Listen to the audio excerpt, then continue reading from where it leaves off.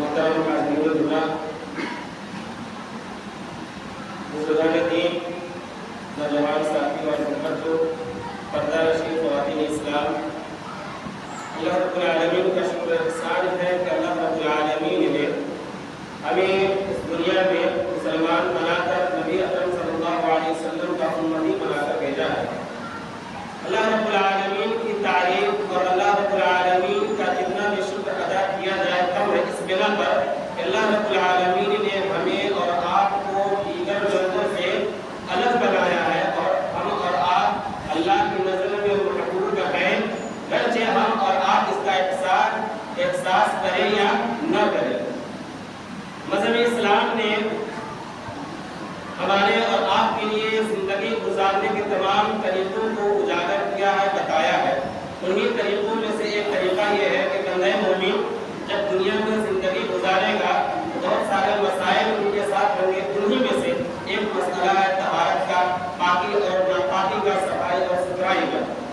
خطبہ جمعہ کے بعد، خطبہ مسنونہ کے بعد آپ کے سامنے جو آیت کریمہ سورہ مائدہ سے تلاوت کی گئی ہے، اس کے اندر اللہ رب العالمین نے ایمان والوں کو خطاب کر کے ارشاد فرمایا، یا ایھا الذین آمنوا اذا قمتم الی الصلاۃ فاغسلوا وجوہکم، کہ اے ایمان والو جب تم نماز کے لیے کھڑے ہو جاؤ، نماز کا ارادہ اور قصد کرو، تو اس سے قبل تم وضو مکمل طور پر بنا لو۔ اس کا طریقہ اللہ نے بتایا کہ سب سے پہلے آپ اپنے چہرے کو دھولیں، اس کے بعد اپنے ہاتھ کو پیونی سمیت، اس کے بعد پھر سر کا مسح کرنا ہے، پھر پیر کو دھونا ہے۔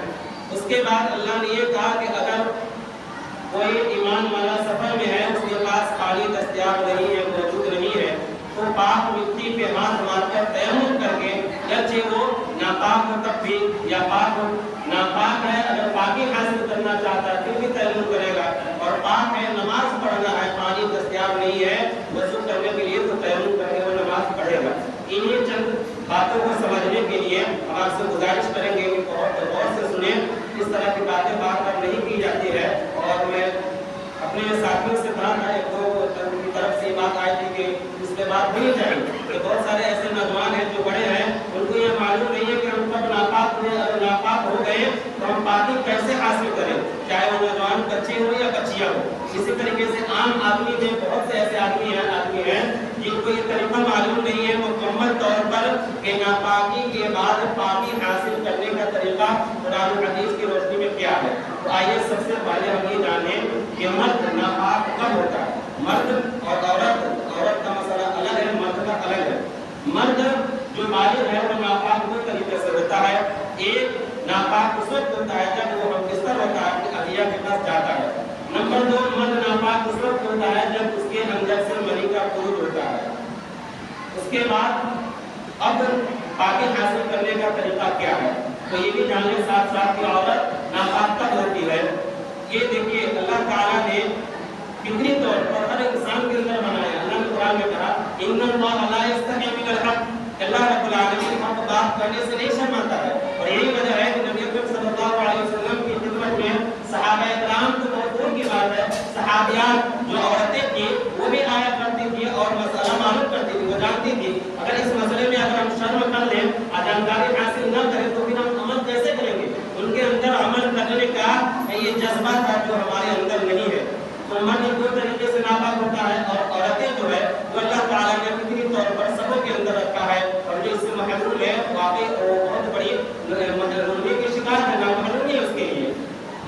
جو مہینے میں چند مخصوص ایام ہوتے ہیں جو حیض کے ایام کہلاتے ہیں، جب اس میں خون آتا ہے تو عورتیں ناپاک ہو جاتی ہیں۔ اس کے بعد جب بچہ پیدا ہوتا ہے، اور بچہ پیدا ہونے کے بعد جو مرحلہ آتا ہے اس کو نفاس کے نام سے جانتے ہیں۔ اس کی قلت مدت یعنی کم سے کم کتنا ہو سکتا ہے، اس کی کوئی قید و بند نہیں ہے، لیکن زیادہ سے زیادہ 40 دنوں تک یہ خون آتا ہے، اس کو سویہ کہتے ہیں دیہاتی زبان میں۔ تو یہ جو دو چیز ہے تو عورتیں جو ہے اس مرحلے میں اگر آ جائیں تو پھر اس کو اس میں نماز نہیں پڑھنا ہے، اور اگر رمضان کا مہینہ ہے تو روزہ نہیں رکھنا ہے، اس کی قضا بعد میں وہ کریں گی۔ اب ہم یہ جانیں کہ ایک مرد ہے دو طریقے سے ناپاک ہو گیا، اس کے علاوہ ایک دو صورتیں بنتی ہے، اس میں آدمی تذبذب کا شکار ہوتا ہے، وہ یہ سمجھ नापाक हुए हैं या नहीं, ये पाकी हासिल करेंगे तो इसके लिए हमें गुस्ल करना होगा या फिर कपड़ा बदल लेने से या उसको धुल लेने से हम पाक हो सकते हैं। मिसाल के तौर पर पेशाब करने के बाद एक बीमारी होती है जिसको मजी और वजी के नाम से जानते हैं, वजी। तो पेशाब के बाद चंद कतरात जो गिरते हैं पेशाब के रास्ते से, जिसका कलर थोड़ा अलग हुआ करता है, जिसके अंदर चिकनापन होता है, एक बीमारी की वजह से हज़रत अली रज़ियल्लाहु ताला अन्हु नबी अकरम सल्लल्लाहु अलैहि वसल्लम की खिदमत में हाजिर नहीं होते हैं कि इसलिए अल्लाह के नबी उनके ससुर हैं, एक तरफ ससुर है और एक तरफ दामाद है। जाहिर सी बात है कि आम सहाबा से अलग है, ससुर और दामाद का मामला है, तो शर्म महसूस हुई कि हम क्या करें। तो अपने दोस्त हज़रत मिक़दाद से कहा कि आप जाइए अल्लाह के नबी के पास और ये मसला मालूम कीजिए कि हमें मज़ी आता है, तो क्या इस सूरत में हम नापाक हुए कि पाक रहे, हमें नहीं मालूम है, आप जरा मसला दरियाफ्त कीजिए और मुझे बताइए। हज़रत मिक़दाद बिन असवद रज़ियल्लाहु ताला अन्हु नबी अकरम सल्लल्लाहु अलैहि वसल्लम के पास जाते हैं और पूछते हैं। अल्लाह के नबी ने कहा कि नहीं, सिर्फ मनी एक ऐसी चीज़ है जिसके खुरूज से निकलने से मर्द नापाक होता है, उसके अलावा जितनी सूरतें बनती है, दिमाग में रखेंगे इस चीज़ को कि मर्द के लिए दो ही चीज़ है, एक मनी का निकलना, दूसरे अपने बीवी से सोहबत करना।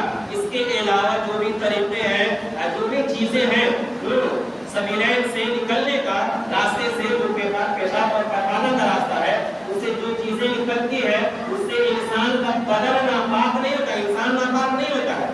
वहाँ पर जो चीज़ आप पहने हुए, जो कपड़ा पहने हुए हैं, उसमें लग जाए तो उस कपड़े को बदल दे तो आप पाकी हासिल कर सकते हैं, उस अज़्व को, उस चीज़ को धुल दे तो आप पाक हो सकते हैं। गुस्ल करने के लिए दो चीज़ मौजूद है, इसको ध्यान में रखें आप। और ये मर्द का मसला है, आप इसको ध्यान में रखेंगे। औरतों के साथ दो ही चीज़ है, मर्द के साथ भी दो ही चीज़ है, एक हैज़ का आना और एक निफास का आना। हैज़ उसको कहते हैं जो महीने में मखसूस अय्याम में आता है, उसको एमसी के नाम से जानते हैं, और निफास वो है जो बच्चा पैदा होने के बाद 40 दिन तक अगर आता है तो उस सूरत में औरतें नमाज नहीं पढ़ेंगी और अगर रमज़ान का रोज़ा है तो छोड़कर बाद में उसकी क़ज़ा करेंगी, और अगर उससे पहले बंद हो जाए तो ठीक है, नहा करके नमाज पढ़ेंगी। और अगर उसके बाद भी खून आ रहा है तो 40 दिन के बाद खून आने से फिर वो भूल करके नमाज पढ़ेगी। उसकी जो ज़्यादा से ज़्यादा मुद्दत है ना, सिर्फ 40 दिन है, इससे ज़्यादा नहीं है। उससे ज़्यादा अगर है तो फिर वो पास खत्म है, बल्कि उससे आता है जो किसी नस के फटने की वजह से या किसी बीमारी की वजह से वो खून आ रहा है। जिस औरतों के साथ ये मसला हो तो 40 दिन के बाद पाकी हासिल करके गुस्ल करके नमाज पढ़ेगी। दो सूरत में नमाज नहीं पढ़ेगी, एक हैज़ की सूरत में और एक निफास की सूरत में। अब आइए ये जानते हैं कि गुस्ल करने का तरीका क्या है।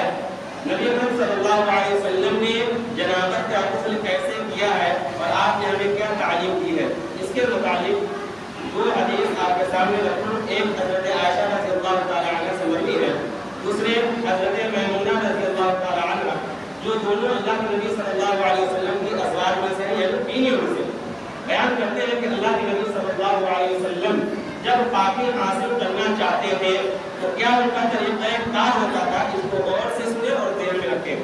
सबसे पहले जहाँ पर आपको नहाना हो वहाँ जाए तो अपने हाथ को धुल ले। सबसे पहले क्या करना है, अपने हाथ को धुलना है। उसके बाद जो कपड़ा आप पहने हैं, इस कपड़े में जहाँ पर नापाकी लगी है उसको धुल ले।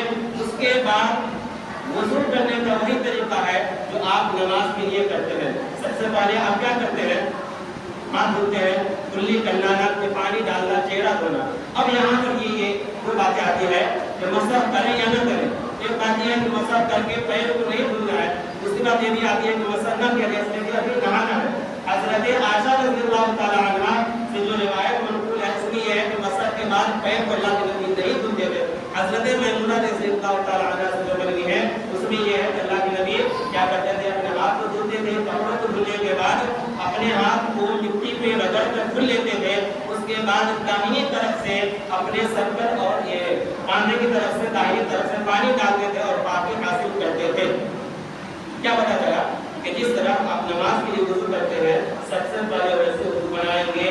जहाँ पर गुस्ल खाने में या जहाँ भी आप गुस्ल कर रहे हैं वहाँ पर पैर को नहीं धुलना है। जैसे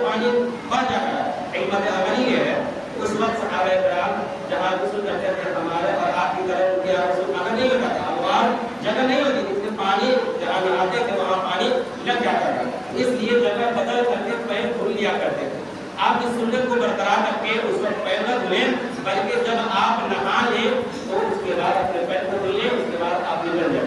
अब नमाज के लिए हम जाएं तो फिर दोबारा वजू करें या उसी वजू से हम नमाज पढ़ सकते हैं, क्योंकि आप पहले वजू कर चुके हैं। इसलिए ये बात याद रखें, अगर आप पहले वजू बनाए हैं, गुस्ल किए हैं और दौरान गुस्ल नहाने के बीच में आप कमर से नीचे अपने हाथ को नहीं ले गए हैं तो आपका वजू बरकरार है। और अगर आप नहाते हो तो साबुन लगाए हैं, बदन को जैसे ऊपर मले हैं नीचे भी मल लिए हैं, तो मस्से ज़कर जो है ये नवाक़िज़े वज़ू में शामिल है। अगर आपका हाथ आपके कमर के नीचे गया है, साबुन लगाए हैं, मले हैं, पानी डाले हैं, अच्छे से नहा रहे हैं, इस तरीके से अगर आप नहाते हैं तो दोबारा वज़ू बनाएंगे। और अगर आपकी आदत ये है कि बदन में थोड़ा साबुन लगा दिए, चेहरे वगैरह में लगाए और बस इधर ना लगाए, तो अगर ऐसा आप करते हैं तो जो पहले वज़ू किए थे नहाने से पहले उसी वज़ू से आप नमाज पढ़ सकते हैं। अब आइए ये समझ में बात आ गई होगी, बहुत आसान तरीका है, इसमें बहुत ज़्यादा पेचीदा नहीं है। पेशाब के बाद जो चीज़ व्हाइट कलर का हल्का जो निकलता है उससे वज़ू छूटता है, बंदा जो है नापाक नहीं होता, कपड़ा में लग गया तो कपड़ा बदल लेना होता है। इसी तरीके से जो बीमार आदमी है सबसे हो या कंटिन्यू उसको पेशाब के रास्ते से बूंदे आ रहा है, तो आजकल मेडिकल के लाइन में बहुत दस्तयाब चीज़ें आप कुछ भी पढ़ सकते हैं, लगा सकते हैं, रोक सकते हैं। तो अगर ऐसी सूरत है, बीमार है, तो आपकी शरीयत आपको छूट देती है, आप वैसे तरीके से भी नमाज अदा कर सकते हैं वज़ू करके, ये कोई माने नहीं है। इसके अलावा इंसान बीमार है, सेहतमंद होने के बावजूद, पानी होने के बावजूद अगर वो बीमार है, सर के किसी हिस्से में उसको चोट लगी है, मरहम पट्टी है, या बदन के किसी हिस्से में है और नमाज को मानते हैं मर्दों के लिए कभी भी, औरतों के लिए दो मरहला ऐसा है जिसमें छूट है, मर्दों के लिए कभी छूट नहीं है। आप माने नहीं बल्कि पढ़े या नहीं पढ़े, इस चीज को ध्यान में रखें। नमाज कभी भी किसी भी सूरत में माफ नहीं है। तो अब अगर पट्टी बंधी है सर के ऊपर या बदन के किसी भी हिस्से में और पानी पहुंचने से, नहाने से इंसान का जिस्मानी नुकसान हो सकता है, बीमारी में इजाफा हो सकता है, वो आदमी नापाक हो गया तो घर पे आराम कर सकता है या फिर वो नमाज पढ़ेगा, वो नमाज पढ़ेगा। बाकी कैसे हासिल करेगा? जब पानी उसके लिए नुकसानदेह है तो वो पानी इस्तेमाल नहीं करेगा, वो क्या करेगा? तयम्मुम करेगा। कुरान करीम का 6वां पारा है, सूरह माइदा है, सूरह माइदा की आयत नंबर 6 है। अल्लाह ताला आपको तौफीक दे उसको पढ़े और पढ़े। उसमें अल्लाह ताला ने बिल्कुल उजागर किया है, अगर आपको पानी न मिले या आपके लिए पानी नुकसानदेह है तो जैसे आप वज़ू के लिए तयम्मुम करते हैं वैसे ही गुस्ल के तौर पर आप तयम्मुम कर सकते हैं, नापाकी से पाकी हासिल कर सकते हैं। अब यहाँ पे एक बात ये है कि नापाक हो गए हैं या फिर ठंडी का मौसम है, दिल नहीं मानता है कि तयम्मुम करके नमाज पढ़े। ये बात जो है मैंने अपने कानों सुना कि दिल नहीं मानता है कि तयम्मुम करके नमाज पढ़ ले। क्यों साहब, आपका दिल क्यों नहीं मानता है? ये किसका फरमान है? अल्लाह का फरमान है, नबी सल्लल्लाहु अलैहि वसल्लम की अहादीस है, सहाबा किराम के उस पे इजमा है, सहाबा किराम ने अमल करके दिखाया है। ये उम्मत के लिए आसानी बनाई गई है। आप कितने बड़े मुत्तकी परहेज़गार हैं, चाहे उम्मत हो या औरतें हो। आप सर्दी के मौसम में देखें बेचारी बूढ़ी हो गई है, वो सर्दी की मार से परेशान है, एकदम फुटला रही है। अब मजीद ये कि जुमा है तो नहाना ही है, अब बहुत दिन हो गया आपको नहाना ही है, वज़ू बनाना ही है, गर्म पानी में ठंडे पानी से वज़ू ना बनाओ, कैसे बिना वज़ू के नमाज। औरतों में ये बात इस तरह आम है, बिना तयम्मुम से ना सिर्फ पानी से, चाहे पानी के इस्तेमाल से मर जाए या बीमार पड़ जाए, वहाँ का मसला है। इस तरह की बात मैंने अपने कानों सुना, बातें होती रहती हैं, जगह जगह महफिल मुनक़िद होती है, उसमें बड़े मसाइल बयान किए जाते हैं। जो मोहल्ले की दादी होती हैं, जो मोहल्ले की अम्मा और चाची पर रहती हैं, उनको पता नहीं बहुत अच्छा कैसे लगता है कि जो उसको जैसी तैसी बातें बयान करते रहना और दूसरे को बताना। और अकल उस वक्त मानी जाती है जब आपको अगर किसी से पूछने की तौफीक नहीं होती है। किताब पढ़िए, नहीं समझ में आता है तो आप किसी मुअल्लिमा से जाकर पूछ लीजिए मसला क्या है। आप अपने मन से दोस्त मत बोला कीजिए, उसके गुनाहगार, उसके जिम्मेदार आप खुद हैं। इस्लाम हमें और आपको छूट देता है कि जब आप बीमार हो, अगर आपको पानी नुकसान करता हो, आपको नमाज हराम में पढ़ना है, आप पाक मिट्टी पे हाथ मारकर तयम्मुम कीजिए और नमाज पढ़िए। इसी तरीके से अगर आप नापाक हो गए हैं तो पाक मिट्टी पे हाथ मारिए। अगर पानी नुकसान कर रहा है या पानी आपको दस्तयाब और मैसर नहीं है तो आप पाक ہاتھ مار کر تیمم کر کے پاکی حاصل کر کے نماز بہرحال آپ کو پڑھنا ہی پڑے گا. ایسا نہیں ہے کہ 2 دن آپ کو چھٹی ہو جائے گی. یہ بہت عجیب بات ہے کہ دل نہیں مانتا. اسی طریقے سے ابھی آپ کے سامنے بات آئے گی کہ وضو کیسے بنایا جائے. وضو بنانے کا سب سے بہتر مستحب طریقہ یہ ہے کہ آپ سب سے پہلے بسم اللہ کریں اور اگر لوٹا لے کر بدرا لے کر وضو بنا رہے ہیں تو اپنے بائیں گھڑی کر کے سب سے پہلے آپ کیا کریں گے, اپنے دونوں ہاتھ کو کلائی سمیت دھلیں گے 3 مرتبہ. ہاتھ دھلتے وقت آپ کے ذہن میں یہ بات ہونی چاہیے کہ انگلیوں کا خلال کرنا بھی سنت ہے. جب آپ وضو کرنے پہ آئے معائنہ کیجیے گا تو دیکھیے گا بہت سارے لوگ اسے مطلب لاپرواہی کہیے یا سستی کہیے یا بس ویسے ہی بس ہاتھ میں گھوڑیے چلتے نماز پڑھیے. نماز میں جو مزہ آپ کو نہیں آتا نا, وہ سوال کرتے ہیں کہ رمضان کو پڑھے شوق سے نماز پڑھتے ہیں, رمضان ختم ہونے کے بعد پتہ نہیں کیوں من نہیں کرتا نماز پڑھنے کا. وہ اس لیے من نہیں کرتا ہے کہ جو آپ کا دوست قیدی ساتھی ہے شیطان, وہ قید کا اس لیے اب آزاد ہے, اب وہ چھوٹ گیا, آپ کا ساتھی بن گیا, آپ اس کے غلام بن گئے, اس لیے من نہیں کر رہا ہے. ورنہ مسلمان کر بھی تھے آج بھی ہے, اللہ کا فرمان کر بھی تھا آج بھی ہے, آزاد کر بھی ہو رہی تھی آج بھی ہو رہی. نماز تو کل بھی پڑھنا تھا, آج بھی پڑھنا ہے. تو آپ اگر وضو ڈھنگ سے نہیں بدل بنائیں گے تو اس کا نقصان یہ ہوگا کہ آپ کا وضو نہیں ہوگا. جب وضو نہیں ہوگا تو نماز نہیں ہوگی, اور جیسے جیسے اوپر بیٹھ کر کے آپ چلے جائیں گے خوشی اور خوشی نماز میں پیدا نہیں ہوگی. نماز میں جو سکون اور اطمینان اور تسلی ملنی چاہیے وہ آپ کے اندر کبھی بھی پیدا نہیں ہوگی. اس لیے ضروری ہے کہ سب سے پہلے جب آپ وضو کرنے بیٹھے تو آپ کے دل و دماغ میں یہ بات ہونی چاہیے مستحب طریقہ کون ہے. سب سے پہلے آپ اپنے دونوں ہاتھ کو 3 مرتبہ یہ جو ہے نا کلایا گڈھا یہاں تک کھولے, اس کے بعد ایک چلو جو پانی لیں گے اس میں غور کریں, ایک چلو جو پانی لیں اسی میں کلی اور ناک دونوں ہونا چاہیے.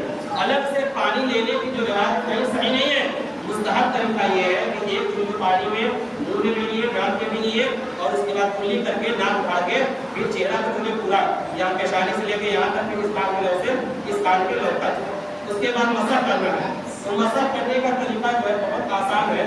ہم جو بچوں کو بتاتے ہیں پتہ نہیں کوئی لوگ اس میں گھبرا جاتے ہیں. مسح کرنے کا طریقہ بہت آسان یہ ہے کہ آپ اپنے ہاتھ کو تر کرنے کے بعد یہ جو آگے کا حصہ ہے اس کو ایسے کر لیں, اور جو پیچھے کا حصہ بچ گیا یہ ہاتھ کا جو ہے حصہ یہ بچ چکا ہے, ویسے جانے کے بعد جو حصہ بچ گیا ہے اسی کو آپ پھیلا دیجیے, اور اسی پانی سے اسی ہاتھ سے دوبارہ پانی لینا نہیں ہے, اور اپنے کان کو یوں کیجیے اور اس میں مسح کیجیے اندر اور باہر کی طرف, چونکہ کان سر کا ہی حصہ مانا جاتا ہے. گردن کا مسح کرنا نہیں ہے.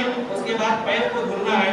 پیر دھلتے وقت ایک بات خاص طور پر وہ یہ ہے کہ انگلیوں کا خلال کرنے کے ساتھ ساتھ جو ایڑی ہے اور ایڑی کے بغل میں جو ہڈی نکلی رہتی ہے نا, ہر آدمی کے یہاں پہ ایڑی کے بغل میں ہڈی, وہاں پہ قدرتی طور پہ سب کے اندر تھوڑا سا گڈھا ہوا رہتا ہے.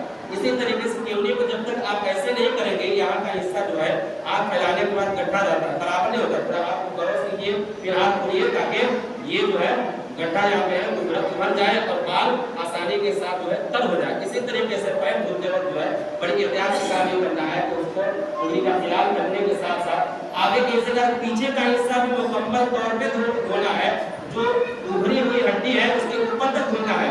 وہاں پہ اکثر سوکھا رہ جاتا ہے. کہاں پر یہ جو حصہ ہے نا تھوڑا سا اندر میں وہ گڈھا ٹائپ کا رہتا ہے, اس پہ بہت دھیان دینا ہے. اکثر وہاں پہ سوکھا رہ جاتا ہے. جب غور نہیں کریں گے, دھیان نہیں دیں گے, وہ جگہ سوکھی رہ جائے گی, آپ کو وضو نہیں ہوگا. یہی وجہ ہے کہ اللہ کے نبی موجود تھے, ایک صحابہ آئے نماز پڑھے, اللہ کے نبی کا آپ نے کہا تمہاری نماز نہیں ہوئی. پھر پڑھا کہا نہیں ایسے نماز نہیں, تمہاری ایڑی میں جو ہے جگہ خالی ہے, ایڑی سوکھی ہوئی ہے, اس لیے تم نماز چاہے جیسے پڑھو نماز نہیں ہوگی. اس لیے الوضو مفتاح الصلاۃ, وضو نماز کی کنجی ہے. پہلے وضو تب نماز, تب جا کے الصلاۃ مفتاح الجنہ, نماز جنت کی کنجی. تو طہارت حاصل کرنے کا طریقہ آپ جان گئے کہ آپ کو سب سے پہلے وضو کرنا ہے. ناپاکی دور کرنے کے لیے آپ کو دھلے بغیر کپڑا دھلنا ہے, اور وضو کرنے کا جو یہ طریقہ بتایا یہی طریقہ ہے. صرف پیر کو نہیں دھلنا ہے. عورتیں جو ہوں گی مخصوص ایام میں نماز نہیں پڑھیں گی, روزہ کی قضا ہے. اسی طریقے سے بچہ ہونے کے 40 دن کے بعد تک نماز نہیں پڑھے گی. اس کے بعد ایک چیز جو وضو کرنے کے وقت سردی میں اور ٹھنڈی میں ہم اور آپ نظر جو پڑھتے ہیں, اس موزہ کے اوپر مسح کرنے کا مسئلہ کیا ہے؟ اس کا مسئلہ یہ ہے کہ جو آدمی مقیم ہے, جو ہم اور آپ یہاں رہتے ہیں, تو 24 گھنٹہ ایک دن اور رات اس میں مسح کر سکتے ہیں. لیکن اس کا طریقہ یہ ہے کہ جس وقت آپ موزہ پہنے ہیں اس وقت آپ کا باوضو ہونا ضروری ہے. یعنی وضو کر کے اگر پہنے ہیں تب آپ اس پہ مسح کریں گے. وضو کر کے نہیں پڑھنے ہیں تو آپ مسح نہیں کریں گے. کون موزہ؟ موزہ چاہے اون والا ہو یا پھر چمڑا والا. یہ جو موزہ جو عام طور پہ ہم اور آپ پہنتے ہیں اس کو جورب کہا جاتا ہے، اون کا ہوتا ہے. اس موزے پہ مسح کرنے کی یہ مدت ہمارے اور آپ کے یہاں مطلب جو مقیم میں رہتے ہیں، جو سفر میں گئے تو اس کے لیے 3 دن 3 رات. یہاں آنے والے جو آدمی مثال کے طور پہ ظہر کے وقت ہم وضو بنائے، ابھی موزہ نہیں پہنے ہوئے تھے، وضو بنانے کے بعد موزہ پہن لیے، عصر مغرب عشاء اور فجر تک ہم چاہے تو اس کو کنٹینیو پڑھنے رہیں گے اور مسح پڑھتے رہیں گے. اور اگر بیچ میں سونے کو نکال دیے تو پھر ہم کو دوبارہ ظہر میں اب پڑھنے سے پہلے وضو بنانا ہوگا. ایک بات بہت آسانی سے ہمیں رکھیں کہ جب بھی ہم موزہ پہنیں گے وضو بنا کے پہنیں گے تب اس پہ مسح کریں گے. یوں اگر پہن لیے تو اس پہ مسح نہیں کریں گے بلکہ نکال کر کے کیا کریں گے؟ پیر دھل لیں گے. اس میں بھی وہی بات ہے کہ دل نہیں مانتا. یہ جو بات ہے دل نہیں مانتا ہے، میں اپنی طرف سے نہیں اپنے کانوں سنا ہوں. دل مانے گا اگر آپ کا ایمان ہے تب. صحابہ کرام کے اس پہ اجماع ہے، صحابہ نے ایسا کیا ہے، نبی نے آپ کو یہ مسئلہ بتایا، یہ طریقہ دیا ہے، تو آپ کا ہمارا دل کیوں نہیں مانے گا بھائی؟ ہمیں نہیں لگتا کہ اس صدی میں اس زمانے میں کتنے بڑے لوگ متقی اور پرہیزگار بن گئے ہیں. جس سے صحابہ کا عمل ہے تو پھر ہمارے طرف سے اگر نشاندہی ہو رہی ہے تو ہمارے ایمان کا جو ہے اپنے جائزہ لینا چاہیے کہ ہم اس عمل صحابہ اور فرمان رسول پہ انگلی اٹھا رہے ہیں. آپ آسانی سے یہ قدم نہیں نکل سکتے ہیں اگر آپ مسلمان ہیں تب کہ یہ کام ٹھیک نہیں ہے، دل نہیں مانتا کہ موزہ کے اوپر ہاتھ بھگا لیں گے تو وضو کیسے ہو جائے گا. اچھا اسلام آپ کو اجازت دے رہا ہے، شریعت آپ کو بتا رہی ہے مگر یہ وہ کام ہے جو آپ کو کرنا چاہیے. اگر آپ چاہتے ہیں یوں ہی نہیں پہنے ہوئے ہیں تو کوئی دقت نہیں ہے، آپ عام دنوں میں جیسے وضو بناتے وضو بنائیے. لیکن اگر کوئی ایسا کر رہا ہے تو کرنا چاہیے اور دوسرے کرنے والے کے اوپر اعتراض نہیں ہو اور نہ کرنے میں یہ بات نہیں آنی چاہیے کہ دل نہیں مانتا. ان جو باتیں ہیں 2-4 باتیں تھیں، اس کو ذہن میں رکھیں گے. باتیں اور بہت اس تہذیب میں ہے. نماز کے تعلق سے انشاءاللہ العزیز ایک روز تفصیل سے نماز کی بات آئے گی. نماز کے مسائل پہ جو رکعت چھوٹتی ہے، جو لوگ مسبوق ہوتے ہیں تو کیسے نماز پڑھیں گے، ترک نماز کیسے ہوتی ہے، نماز کے ساتھ کیسے ہے، انشاءاللہ العزیز بھی کبھی اس کی بات کروں گا. یہ 2-3 باتیں اس کو ذہن میں رکھ کے پاکی حاصل کرنے کا جو بات ہے. اور نوجوان خاص طور سے عام طور پہ اگر کہیں کہ نماز پڑھنے کے لیے تو بہت آسانی سے دلالے سے کر دیتے ہیں کہ میں ناپاک ہوں. یہ صاحب تمہاری شادی ہو رہی ہے، بیوی بال بچے ہو رہے ہیں تو ناپاک کیسے ہو؟ اگر مطلب ہوئے مختلف ہیں، احتلام ہوا تو نہ ہو. اور پیشاب کے بعد وہ مسئلہ تمہارے ساتھ بھی آتا ہے تو کوئی دقت نہیں ہے، اسے وضو کرنا ہے، نہانے کی جو نوبت نہیں آئے گی. لہٰذا کوئی بہانہ بازی کیے بغیر انسان کو نماز پڑھنا چاہیے. یہ چند باتیں تھیں جس کے ہمیں آپ کو دھیان دینا ہے. اللہ رب العالمین سے دعا کا مہربانی ہے ہمیں آپ کو سبوں کو جميع مسلمانوں کو جب تک دنیا میں رکھے ایمان اور اسلام پر قائم رکھے. اللہ رب العالمین جب ہمارا خاتمہ ایمان کے لئے تو آپ کو دعوات دینے رب العالمین بارک اللہ لنا ولکم فی القرآن العظیم ونفعني وإياكم بالآیات والذکر الحکیم.